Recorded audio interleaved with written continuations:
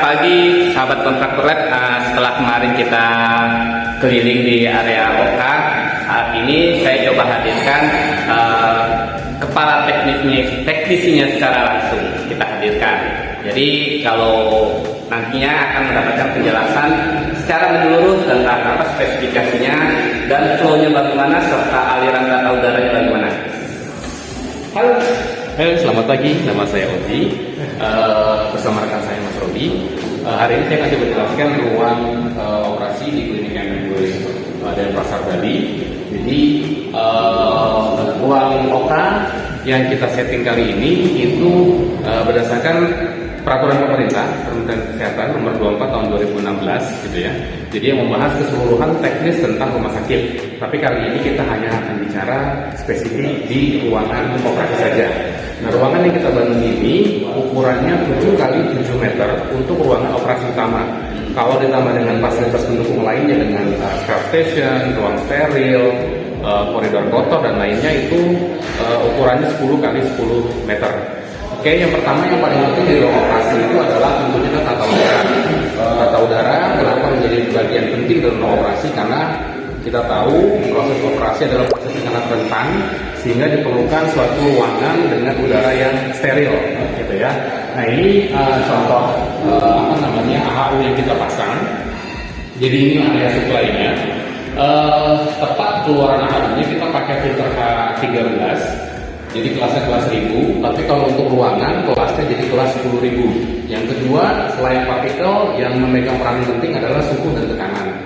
Nah, berdasarkan Permenkes 24 itu, suhu yang dianjurkan oleh pemerintah, distandarkan pemerintah adalah 19 sampai dengan 24 derajat Celcius dengan pH 40 sampai dengan 60%. Nah, jadi kita di sini juga ada operating timernya yang menunjukkan informasi terkait dengan tanggal, waktu, temperatur, humidity, dan waktu operasi. Kenapa waktu operasi sangat penting? Karena juga dijelaskan bahwa takaran maksimal atau waktu maksimal untuk operasi adalah 8 jam. Ya, ini untuk reminder dokter berapa lama lagi waktu dan juga untuk penentuan obat biusnya berapa lama akan habis, gitu ya. Setelah udara disuplai, lalu di setiap ruangan kita ada return. Ada returnnya, di setiap sudut-sudut ruangan kita ada 4 return yang kita gunakan. Lalu selanjutnya juga ada film viewer. Ini untuk menampilkan hasil ronsen. Terus juga lampu. Kita pakai jenis LED yang flat, jadi tidak menonjol keluar. Ini standar ruangan untuk ruang operasi, lampu ruangannya adalah 200 lux. Selanjutnya terkait dengan dinding, kita menggunakan material jenis panel. Ini yang non AB, bahan materialnya dari Rusco, untuk coatingnya kita dari Ascon. Selanjutnya lantai kita gunakan vinil, kita menggunakan merek Airfloor 2,5 mili. Lalu tidak ada sudut. Jadi kita buat curving. Semuanya ada curving, tidak ada pertemuan sudut langsung. Jadi syarat untuk lantai sendiri di ruang operasi adalah tidak boleh membentuk sudut, mudah dibersihkan dan robust.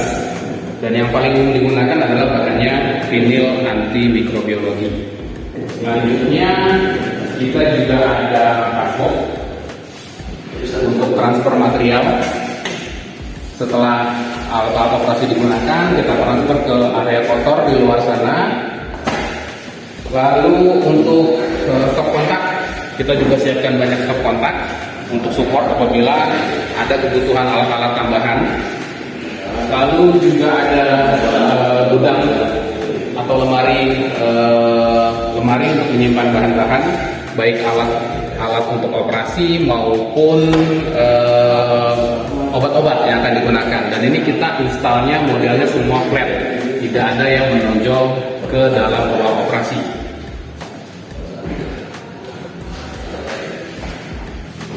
Selanjutnya kita ke ruang scrub station.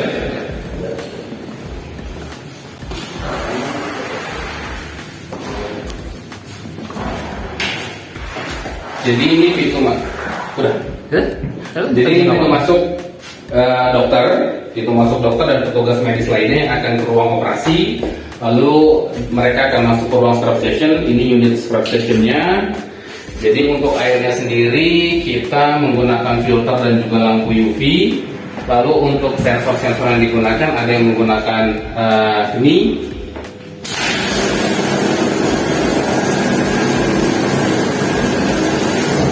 Atau juga sensor tangan.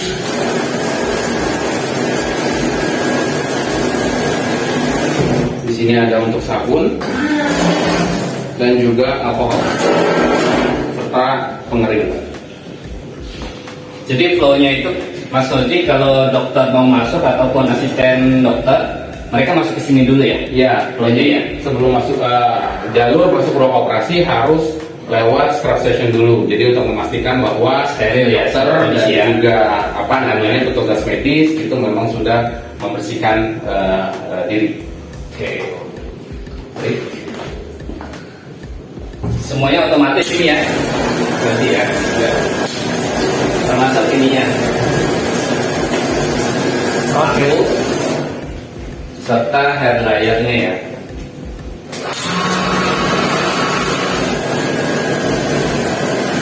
Lalu dari alur sini, dokter dan asisten dokter langsung masuk ke ruang operasi. Oke, jadi sekian penjelasan atau runtur kita mengenai ruang operasi di klinik NMW Denpasar. Selanjutnya Mas Rogi. Baik, terima kasih penjelasannya Mas Oji. Mungkin ada sedikit beberapa pertanyaan dari para customer ya. Nah, sebenarnya itu minimal standar ruangan untuk ruangan operasi itu berapa sih? Jadi kalau menurut lagi-lagi kita rujukannya adalah standar yang ada di pemerintah gitu ya, di Permenkes nomor 24 tahun 2016. Itu ada 3 kriteria untuk ruang operasi gitu ya. Pertama, ruang operasi minor itu ukurannya 6x6. Yang kedua atau 36 meter persegi. Yang kedua, ruang operasi umum itu ukurannya 7x6 atau 42 meter persegi. Dan ruang operasi major atau besar gitu ya. Nah itu ukurannya adalah 50 meter persegi atau 7x7,2 meter persegi gitu betul. Nah sebenarnya ada peraturan baru terkait dengan pandemi yang kita alami kemarin gitu ya. Jadi untuk ruang operasi infeksius, jadi kalau operasinya yang non infeksius itu ruangan operasi harus bertekanan positif. Tapi karena pandemi COVID kemarin juga banyak orang yang terkena penyakit COVID dan harus juga dilakukan tindakan operasi. Dan untuk bagian tindakan pencegahan pemerintah, jadi ruangan OK juga harus bertekanan negatif, gitu ya. Tapi hanya untuk kasus-kasus pasien dengan gejala penyakit infeksius atau menular. Mungkin gitu Mas. Terus ada lagi nih pertanyaan yang masuk. Untuk lantai sendiri ini kan menggunakan vinyl ya. Nah, ada yang masuk kalau menggunakan epoksi bagaimana? Sebenarnya dari regulasi sendiri tidak ditetapkan harus vinyl atau harus epoksi gitu ya Mas. Yang penting lantainya adalah mudah dibersihkan, tidak membentuk sudut gitu ya, tahan terhadap gesekan. Jadi baik vinyl maupun epoksi itu dua-duanya boleh dipergunakan. Hanya saja kalau untuk ukuran ruangan yang tidak terlalu besar, penggunaan epoksi itu menjadi kurang maksimal gitu ya. Satu dari segi biaya, yang kedua juga dari segi waktu kerja, karena untuk epoksi itu pekerjaannya membutuhkan waktu yang lebih lama karena dia ada proses pengeringan. Ya. Nah terus juga ini ada pertanyaan lagi.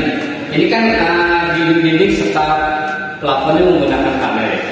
Ada yang bertanya nih kalau ini dindingnya menggunakan kayak BLC, terus plafonnya menggunakan kayak PVC gitu, itu boleh nggak? Lagi-lagi kita kembalikan ke regulasi. Regulasi sendiri tidak menetapkan secara spesifik mengenai material yang digunakan, gitu ya. Cuma hanya saja ada beberapa kekurangan gitu ya. Kalau kita menggunakan PVC misal untuk ruangan untuk selling atau plafonnya gitu ya. PVC itu kan material yang kurang robust ya, kalau menurut saya kurang kokoh gitu ya. Jadi nanti untuk maintenance-nya si filter sendiri di atas itu kita akan sedikit kesulitan. Nah yang kedua, menggunakan gresek atau gypsum untuk dinding gitu ya, walaupun nanti dilapis dengan epoxy atau apa gitu ya, tapi dia material juga yang kurang kokoh. Jadi kalau kena benturan atau apa itu mudah untuk rusak gitu ya. Dan bahkan kalau yang terbaru lebih canggih lagi itu pakai glass panel. Jadi sekarang ruang operasi itu bukan sesuatu yang harus kesannya monoton, menyeramkan gitu ya. Kalau dengan glass panel itu kita bisa isi dengan gambar-gambar yang menarik gitu ya. Gambar pemandangan, gambar pohon, mungkin kalau di Bali gambar laut kali ya. Nah terakhir, ada juga dari klien kami itu, klien kita ya, menanyakan kami punya budget terbatas sehingga tidak bisa mampu menggunakan tata aliran udara dengan sistem HVAC. Nah kalau menggunakan AC split bagaimana? Sebenarnya gini, di regulasi AC split itu sudah tidak boleh digunakan karena tadi ada beberapa parameter yang hanya bisa dipenuhi oleh HVAC. Jadi kalau HVAC sendiri sebenarnya ada beberapa pilihan, ya tergantung budget yang digunakan. Jadi kalau ini masih menggunakan sistem laminar yang biasa, jadi masih menggunakan HEPA filter yang biasa, itu tingkatannya beda-beda. Kita bisa menyesuaikan sesuai dengan budget, tapi masih comply dengan regulasi. Ya, kalau untuk akses sendiri, kalau yang terbaru kelihatannya sudah tidak akan disetujui kalau ada visitasi dari sepertinya seperti itu. Oke, terima kasih. Baik, begitulah hasil kita sharing ya, sahabat kontraktor web. Jadi semoga terjawab apa-apa yang menjadi pertanyaan dari teman-teman semua, atau bisa menghubungi kami di nomor di bawah ini. Terima kasih atas perhatiannya dan sampai jumpa.